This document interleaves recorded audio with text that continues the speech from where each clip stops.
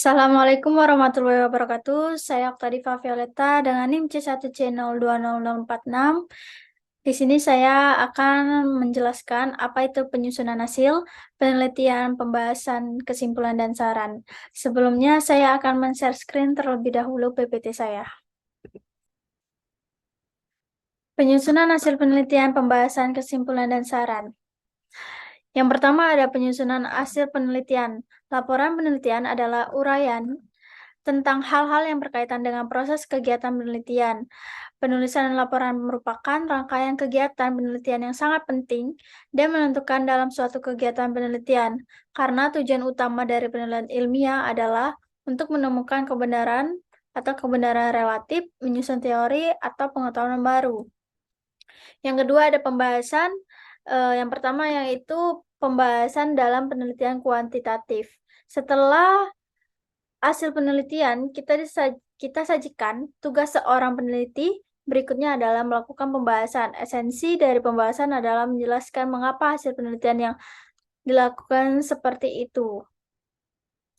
Dan yang kedua, ada tujuan pembahasan hasil penelitian, yang dimana yang pertama ada pembahasan untuk menyimpulkan atau meringkas, yang kedua ada pembahasan untuk menginterpretasi, dan yang ketiga ada mengaitkan kesesuaian temuan penelitian dengan prediksi teori, dan yang keempat ada mengaitkan kesesuaian hasil riset dengan hasil riset sebelumnya, dan yang kelima ada hasil penelitian dinilai akurat dan sangat krusial, dan yang keenam ada pembahasan untuk merekomendasikan atau menerapkan, dan yang ketujuh ada menjelaskan implikasi-implikasi lain dari hasil penelitian termasuk keterbatasan temuan-temuan penelitian, dan yang terakhir ada pembahasan untuk menyarankan.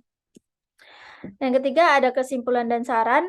Yang pertama yaitu kesimpulan. Kesimpulan adalah penelitian pernyataan singkat tentang hasil analisis deskripsi dan pembahasan tentang hasil pengetesan hipotesis yang telah dilakukan bab sebelumnya.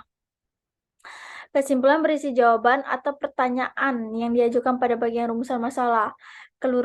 Keseluruhan jawaban hanya terfokus pada ruang lingkup pertanyaan dan jumlah jawaban yang disesuaikan dengan jumlah rumusan yang diajukan.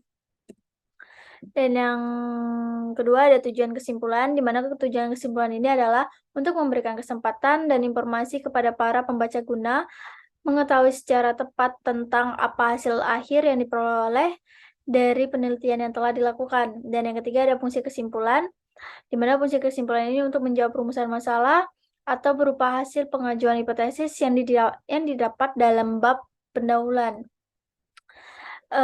Yang keempat ada langkah-langkah penyusunan kesimpulan.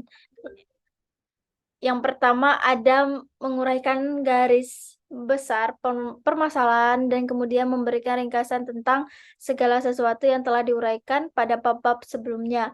Dan yang kedua ada menghubungkan setiap kelompok data dengan permasalahan untuk sampai pada kesimpulan tertentu. Dan yang ketiga ada menjelaskan mengenai arti dan akibat-akibat tertentu dari kesimpulan-kesimpulan itu secara teoritik maupun praktis.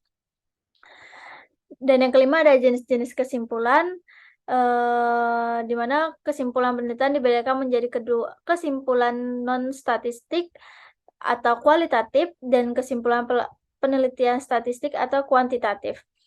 Di mana kesimpulan penilaian kualitatif ini menarikkan kesimpulan pada penelitian kualitatif dibandingkan dengan suatu standar atau kriteria yang telah dibuat oleh peneliti. Kesimpulan yang mungkin dibuat berdasarkan kriteria atau standar yang ditentukan. Sedangkan kesimpulan penelitian kuantitatif dapat digeneralisasikan pada populasi apabila dari sampel dapat diketahui bahwa populasinya berdistribusi normal. Apabila populasinya tidak berdistribusi normal, maka harus menggunakan statistik non-parametrik. Dan yang keenam ada saran. Saran adalah rekomendasi yang ditulis setelah kesimpulan dapat ditujukan pada pembuat kebijakan, kepada para pengguna hasil penelitian yang bersangkutan, kepada peneliti berikutnya, dan kepada pemecahan masalah di lapangan. Baiklah, kesimpulan dari materi ini, Dalam menulis laporan peneliti, harus mengikuti aturan-aturan ilmiah karena penelitian sendiri merupakan suatu kerja ilmiah. Sistematika pembuatan laporan penelitian biasanya terdiri dari bagian awal, bagian inti, dan bagian akhir, di mana bagian awal memuat cover, judul, halaman pengesahan, abstrak, kata pengantar, daftar isi, dan daftar tabel. Bagian inti terdiri dari pendahuluan, kajian pustaka, dan kerangka teori, metodologi penelitian, hasil dan pembahasan, kesimpulan, dan saran. Sedangkan bagian akhir memuat daftar pustaka, lampiran, dan daftar indeks. Pembahasan esensinya adalah menjelaskan mengapa hasil penelitian yang diperoleh seperti itu dalam upaya meyakinkan pembaca tentang penelitian yang dilakukan. Kesimpulan merupakan intisari dari bab-bab sebelumnya atau hasil analisis dan pembahasan, serta berfungsi untuk menjawab rumusan masalah atau berupa hasil pengajuan hipotesis.